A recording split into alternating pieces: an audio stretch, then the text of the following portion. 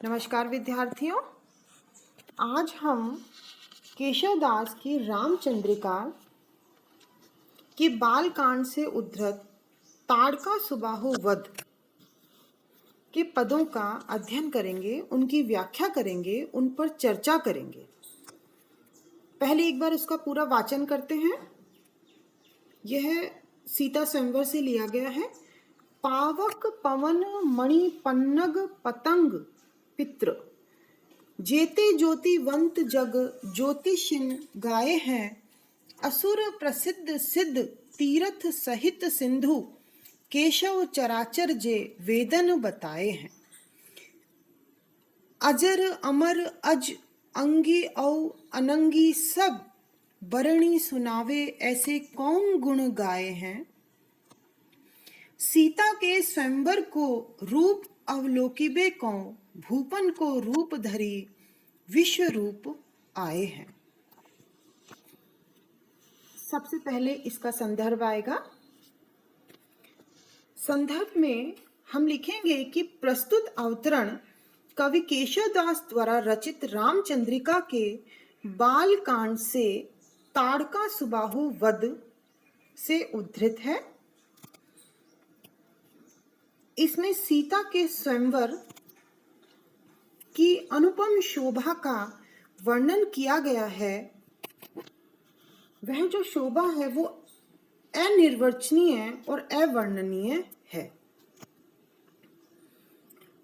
संदर्भ और प्रसंग के बाद व्याख्या आती है। व्याख्या में अब हम इसकी एक एक पंक्ति का अर्थ करेंगे। पावक पवन मणि पन्नग पतंग पित्र जेते ज्योतिवंत जग ज्योतिषिन गाय हैं।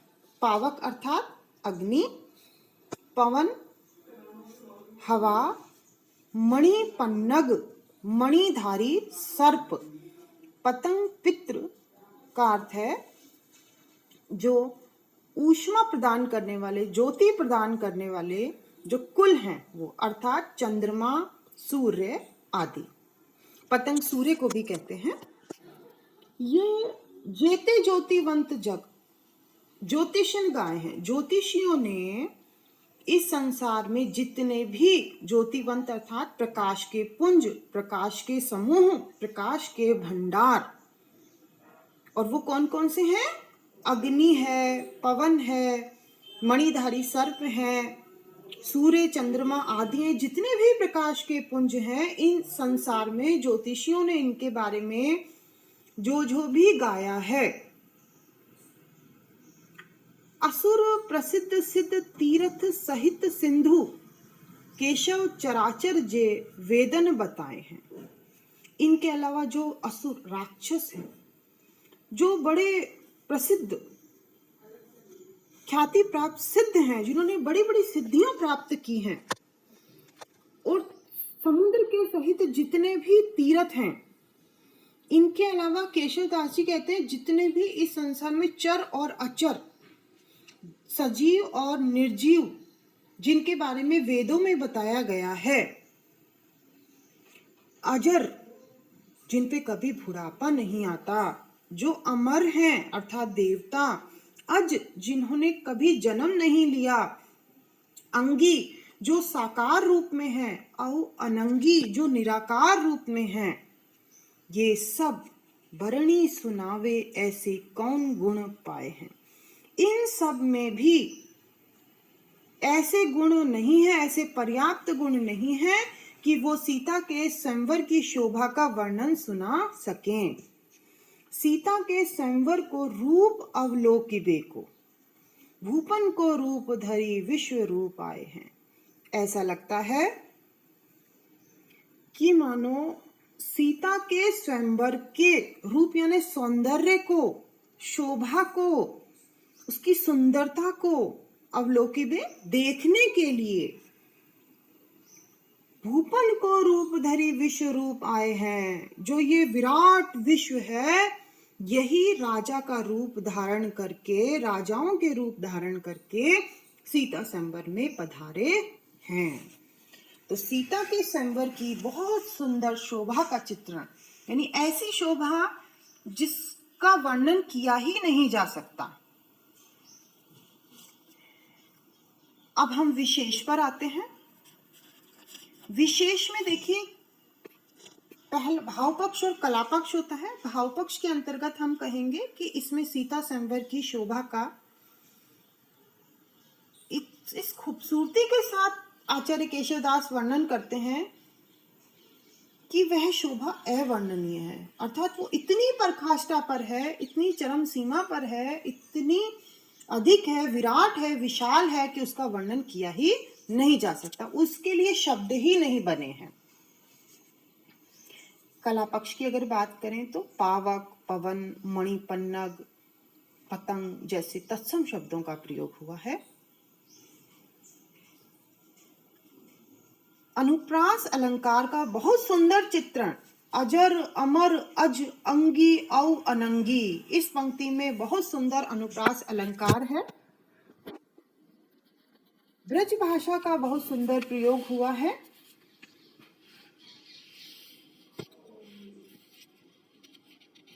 संपूर्ण जो पद है इसमें अतिशयोक्ति अलंकार है, क्योंकि अतिशय कथन है इसमें। अब हम दूसरे पद का वाचन करते हैं। अगला पद हमारा आता है सीता का रूप वर्णन।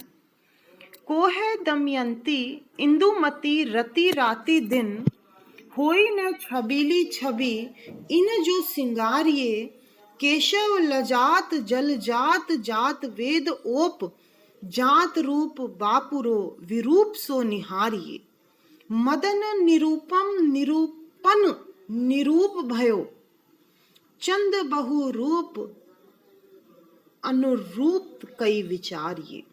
सीता जो के रूप पर देवता कुरूप को है, रूप ही के रूपक तो वारी वारी डारिये। सीता के रूप सौंदर्य का चित्रण इसमें किया गया है। संदर्भ वही होगा कि प्रस्तुतावतरण आचार्य केशवदास द्वारा रचित रामचंद्रिका के बालकांड से लिया गया है, बालकांड से अवतरित है। इसमें महाकवि केशवदास ने सीता की सुंदरता का, उसके सौंदर्य का, उसकी शोभा का वर्णन किया है। संदर्भ और प्रसंग हुआ। व्याख्या में हम एक एक पंक्ति को लेकर उसका अर्थ कर रहे हैं। कोहे दमयंती इंदुमती रति राति दिन, होई न छबीली छवि इन जो सिंगारिये। कवि वर्णन करता कहता है कि जो दमयंती है, इंदुमती है और रति जो कामदेव की पत्नी है, वो रात दिन अपने श्रृंगार में लगी रहें, अपने आप को सुंदर बनाने में लगी रहें, जो अनेक श्रृंगारिक प्रसाधन होते हैं उनका प्रयोग करती रहें। होई न छबीली छवि इन जो सिंगारिये, फिर भी इतना श्रृंगार करने के बाद भी सीता जी के समान सुंदर छवि को, शोभा को वो प्राप्त नहीं कर सकती हैं। अर्थात सीता जी की का जो सौंदर्य है वो इन सबसे ऊपर है। केशव लजात जल जात जात वेद ओ, केशवदास जी कहते हैं कि सीता जी का सौंदर्य इतना सुंदर है कि उसे देख करके तो जलजात अर्थात कमल भी लजा जाते हैं, अर्थात कमल सोचते हैं कि हम तो कुछ भी नहीं हैं। जात वेद ओप, और उनके अंदर जो तेज है, सीता जी के सौंदर्य में जो तेज है वो जात वेद अर्थात आग, अग्नि में भी नहीं है। जात रूप बापुरो विरूप सो निहारिये।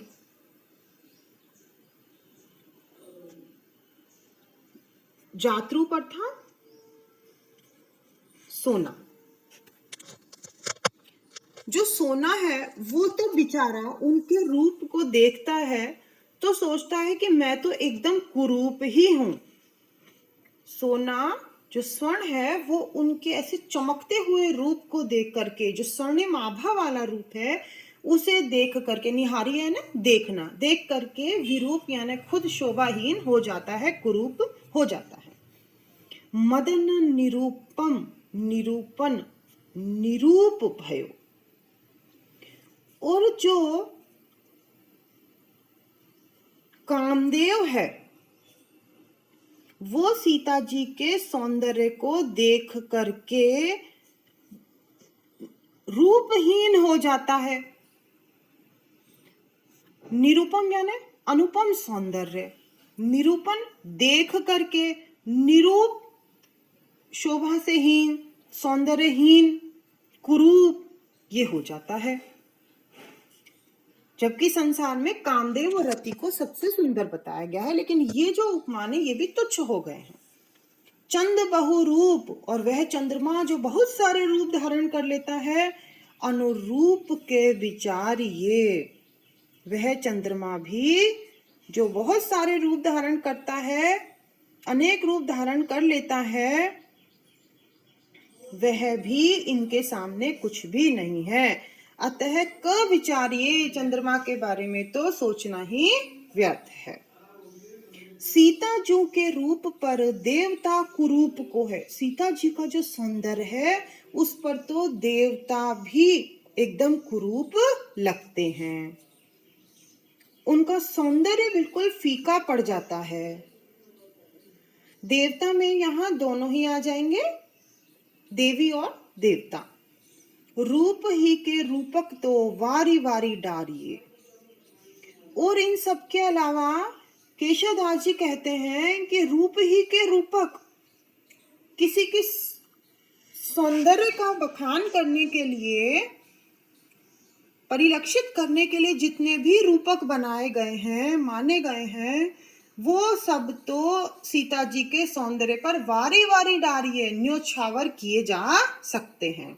सब न्योछावर किए जा सकते हैं, अर्थात कोई भी इस जल थल और नभ में ऐसा उपमान नहीं बना जिसकी उपमा सीता जी के सौंदर्य से दी जा सके। अब हम विशेश्वर आते हैं। इसमें सीता के सौंदर्य का अनुपम रूप में चित्रण किया गया है। संपूर्ण इसमें अतिशोक्ति अलंकार है। छबीली छवि, जलजात जात वेद में अनुप्रास अलंकार है।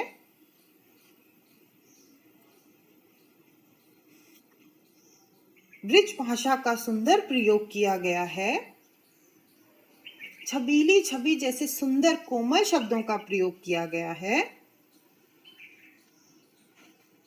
इस प्रकार आज हमने सीता के रूप वर्णन और सीता के स्वयंवर दोनों पदों की व्याख्या की।